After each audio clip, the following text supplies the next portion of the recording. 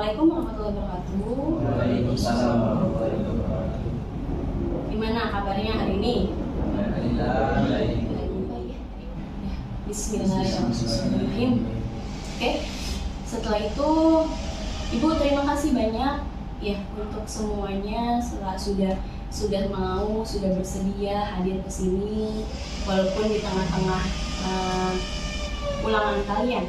Ya. Yang Ibu mau tekankan di sini adalah ini asas-asas dalam konseling kelompok. Pertama ada asas kesukarelaan. Ya. Dimana kalian semua sudah secara sukarela kan datang ke ruang BK ini, ya sudah semua sukarela, Ya. benar? Benar. Sudah secara sukarela. Yang pertama. Yang kedua adalah asas keterbukaan, dimana kita di sini bareng-bareng harus terbuka, ya. Masalah apapun itu yang kalian alami kemukakan di sini, gitu, ya. Nggak usah ada yang ditutup-tutupi, udah ceritain aja karena penting juga. Asas yang selanjutnya adalah asas kerahasiaan, dimana saya dan kalian semua di sini jangan sampai ada yang bocor keluar dari proses konseling ini. Tidak ada yang boleh tahu masalah kalian, jadi kalian harus menjaga rahasia, gitu. Ya, paham ya? Paham semua? Kalau sudah paham, Ibu mau tanya dulu. Hari ini hal baik apa yang sudah kalian lakukan? Kalau Ridwan, hal baik apa yang sudah dilakukan hari ini? Hal baik yang saya lakukan hari ini sudah membantu ikut konseling ini. Jadi membantu Ibu dalam proses konseling ini. Jadi alhamdulillah hari ini semuanya sudah berbuat baik, ya. Kemudian di sini di dalam proses konseling ini kalian sudah siap melakukan proses konseling? Siap. Siap. Pertama yang akan Ibu bahas adalah masalah prokrastinasi. Tahu prokrastinasi itu apa? Kalau menunda-nunda mengerjakan tugas tahu? Nah, yaitu di sini kan Ibu bahasnya tentang prokrastinasi akademik. Artinya dalam hal ini berarti kalian pasti pernah kan kalian Ibu panggil karena memang kalian ya Ibu ya mohon maaf Ibu dapat laporan gitu ya dari entah wali kelas kalian, entah guru mata pelajaran gitu. Masih banyak dari apalagi di 11 IPS 5 ya. Masih banyak anak-anak yang memang menunda mengerjakan tugas dari guru-guru mata pelajaran gitu. Ya, misalnya ini ada tanggal skala, ya, ada tanggal skala dari 1 sampai 10. Kalian mengalami prokrastinasi akademik itu, kalau angka 1 itu berarti paling banyak penundaan tugasnya, dan kalau 10 itu berarti mungkin nggak ada sama sekali atau mungkin cuma 1-2 aja, ya. Kalau Kevin, angka berapa dalam prokrastinasi akademik ini? 7. Ridwan? 6. Rega? 6. Satrio? 5. Satria? 5. Satria. Asya? 4. Nah, berarti yang paling banyak penunda tugas ternyata Arsya. Kalau yang lain masih agak mending lah ya, tapi masih belum 8, belum 9, 10 ya, tetap masih ada penundaan tugasnya. Ya, pernah nggak? Penyebabnya apa? Kalau Kevin? Penyebabnya kalau TL itu saya kurang suka gitu. Kurang suka. Kalau Ridwan, kenapa? Alasannya? Penyebabnya apa? Sering menunda tugas itu? Saya jarang sempat Bu. Saya pulang sekolah itu istirahat, habis maghrib saya ngaji, pulang jam 8-an saya langsung tidur. Oh, jadi tidurnya lebih awal. Kenapa penyebabnya? Kalau saya habis pulang tuh kadang langsung kerja batu ya. Kerja apa? Ikan. Ikan apa? Jadi kayak ngirim-ngirimin ke pemancingan gitu. Kalian semua nih, kalau misalnya nggak sempat di rumah mengerjakan tugas, berarti rata-rata mengerjakan tugasnya ketika sudah di sekolah gitu kan. Jadi bukan PR lagi, jadi PS, pekerjaan sekolah. Tapi dikerjakan sendiri apa lihat teman? Tergantung apa? Kalau temen, kalau temennya ada, kalau nggak ada. Oh gitu. Gini, seandainya nih ya, seandainya kamu bangun dari tidur, terus kamu kalian nggak merasakan hal itu lagi. Maksudnya kan pagi-pagi nggak sibuk di sekolah ngerjain PR gitu kan? Itu perasaan kalian bagaimana? Yang beda. Yang beda. Ada yang beda? Yang beda. Iya, perasaannya senang atau apa?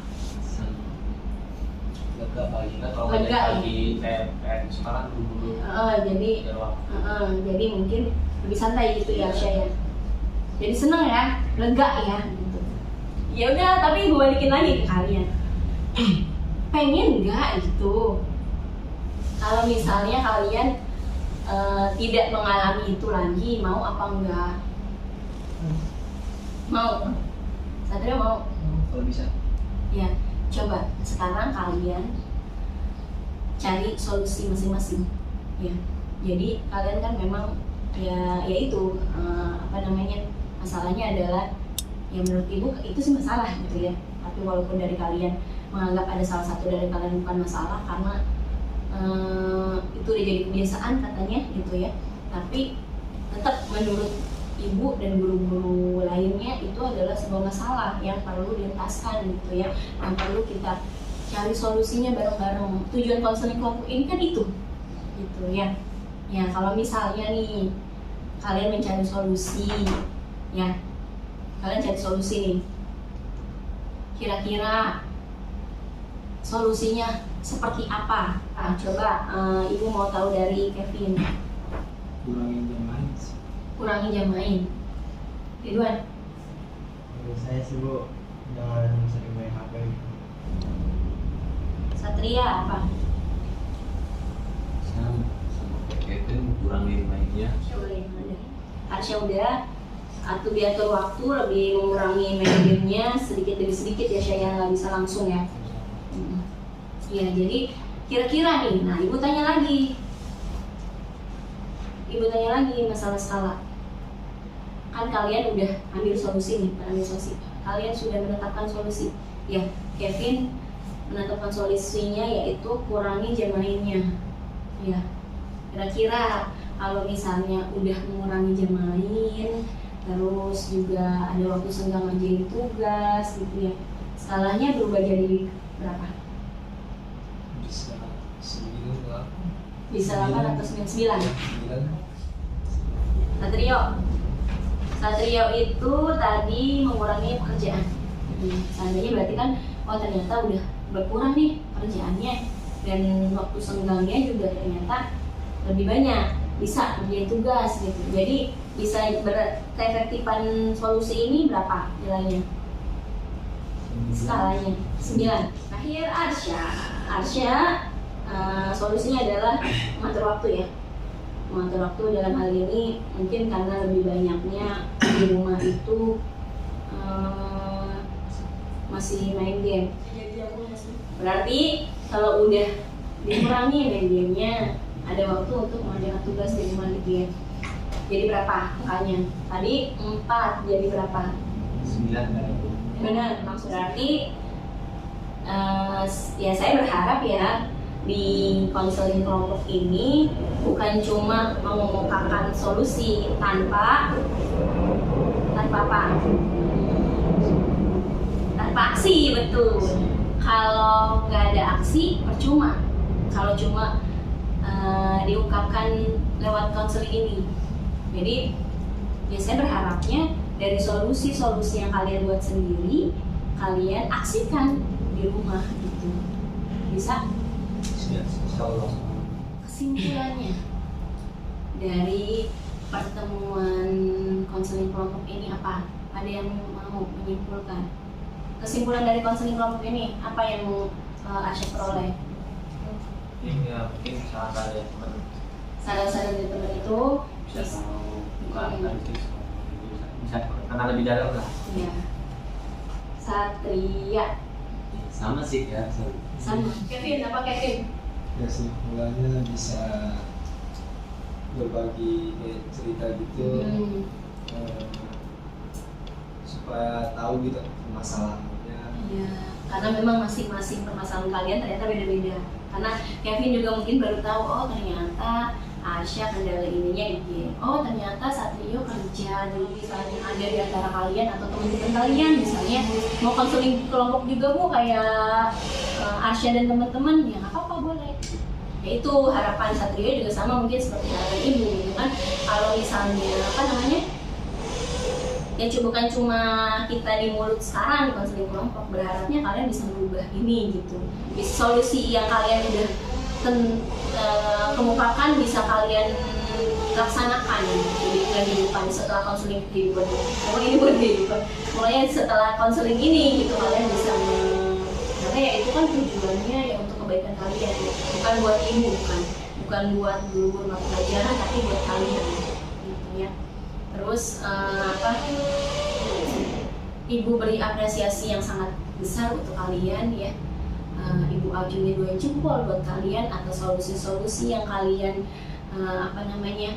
solusi yang kalian ambil gitu. Mungkin kita perlu konseling lanjutan nggak? Atau mungkin misalnya seminggu ke depan kita ketemu lagi, bagaimana udah dalam seminggu ini kalian sudah melaksanakan solusi itu apa belum? Perlu? Jadi 3 minggu ke depan kita akan ketemu lagi, kita akan lihat ya progres kalian seperti apa untuk solusi yang akan diambil, maksudnya solusi yang sudah kalian ambil, sudah kalian tetapkan. Nah sekarang refleksi perasaannya seperti apa setelah mengikuti konseling ini? Lebih lega.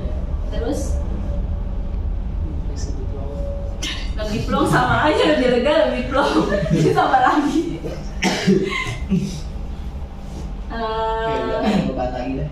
Sama aja, nggak ada beban. Selain lebih lega, lebih plong, lebih nggak ada beban.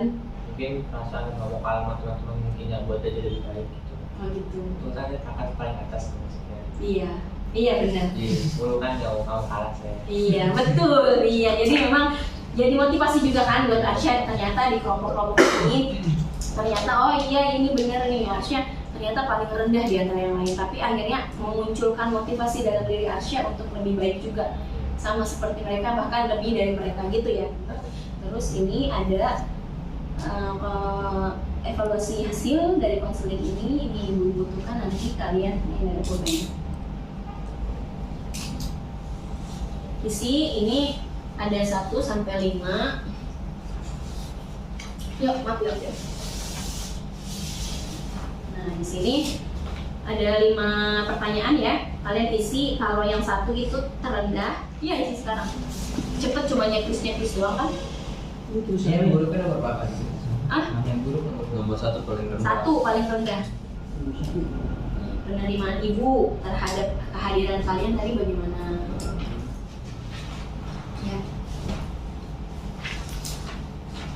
Ya, terima kasih banyak ya kalian sudah hadir di dalam proses konseling ini.